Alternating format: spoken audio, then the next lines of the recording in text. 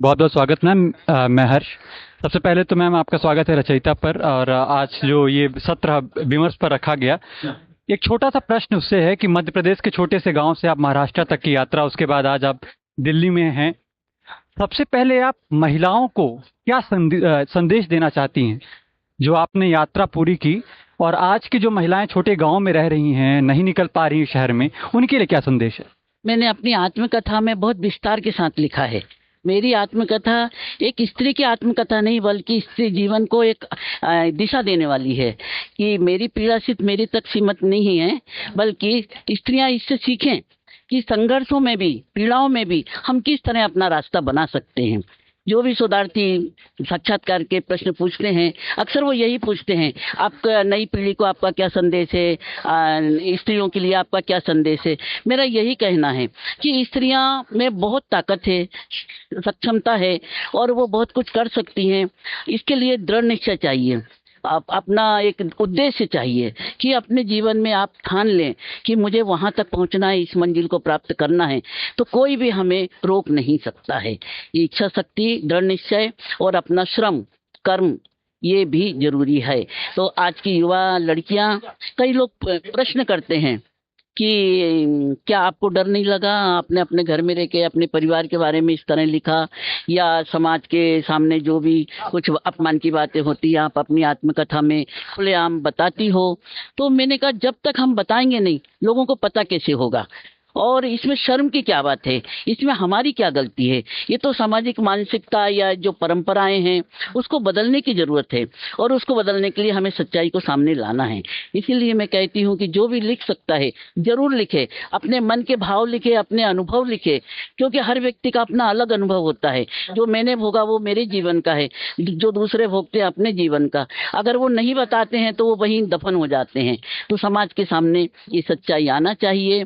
और महिलाओं के लिए, युवाओं के लिए, पूरे नए समाज की नई पीढ़ी के लिए मेरा यही संदेश है कि समाज में समानता हो, बराबरी हो, भाईचारा हो, सबको जियो और जीने दो, यह अवसर होना चाहिए। और किसी को भी केवल जाति के नाम पर रोका जाए, या वर्तमान में भी ऐसी घटनाएं हो रही हैं, ऐसा नहीं होना चाहिए। जैसे कि छोटे गांव में तो अभी खुलेआम ये सब चल रहा है, चाहे स्त्री के साथ है, चाहे दलित युवाओं के साथ है, कि वो जूते नहीं पहन सकता, वो घोड़ी पर बैठकर बारात में नहीं जा सकता, दूल्हे के रूप में घोड़ी पर नहीं चढ़ेगा। और गांव में महिलाएं चप्पल नहीं पहन सकती, दलित चप्पल नहीं पहन सकते, जैसा कि अभी बताया गया कि अभी भी वो सवर्ण जा रहे हैं तो वो खाट पे बैठ नहीं सकते हैं। तो ये गलत परंपराएं अभी भी एक सवर्ण व्यक्तित्व को सम्मान देने के लिए अभी भी चलाई जा रही हैं, यानी मुख्य धारा के बड़े लोगों के लिए। तो ये परंपराएं बदल जाएं। मैम, रचयिता 2024 का साहित्य उत्सव मना रहा है, क्या अनुभव आपका रहा इस कार्यक्रम को लेकर? सबसे पहले तो मुझे भी जोड़ा गया, ये मेरे लिए बड़े खुशी की बात है, गर्व की बात है रचयिता में आना। और विशेष रूप से यह है कि ये शोधार्थी विद्यार्थियों द्वारा किया जा रहा है। संस्थाएं तो, शैक्षणिक संस्थाएं अनुदान के आधार पर काम करती हैं और बड़े पैमाने पर करती हैं, लेकिन विद्यार्थियों द्वारा इस तरह का ये जो रचयिता संस्था के मार्फत कार्यक्रम लिया जा रहा है, ये बहुत गर्व की बात है, गौरव की बात है कि आप लोग इतनी बड़ी जिम्मेदारी लेकर काम कर रहे हैं। आज विद्यार्थी जीवन में आप इतना सोच सकते हैं, इतना करने की क्षमता रख सकते हैं, तो भविष्य में तो आप बहुत कुछ समाज के लिए करेंगे। ये बहुत अच्छी बात है। यहाँ जो विषय रखे गए वो भी बहुत सुंदर हैं। एक बात मुझे लगा कि तुलसी और कबीर, इसकी तुलना थोड़ी अटपटी लगी। अगर हम सारे तथ्य जुटाएं और उन्हें तोड़ मरोड़ कर इस तरह प्रस्तुत करें तो वो तो तुलना हो जाती है, लेकिन एक तरह का भ्रम भी पैदा होता है। क्योंकि कबीर का जीवन, कबीर का जी लेखन का संदेश अलग रहा है और तुलसीदास जी का अलग रहा है। जैसे कि भीमराव अंबेडकर और हेडगेवार, इनकी भी तुलना कर दी जाती है कि दोनों का उद्देश्य समाज में मतलब बराबरी लाना है, समता लाना है। तो कहीं कहीं कुछ गलत बातें भी होती हैं। तो ये तो अब अपना यहाँ का विषय है, पाठ्यक्रम के हैं और सभी लोग इसमें शामिल हैं।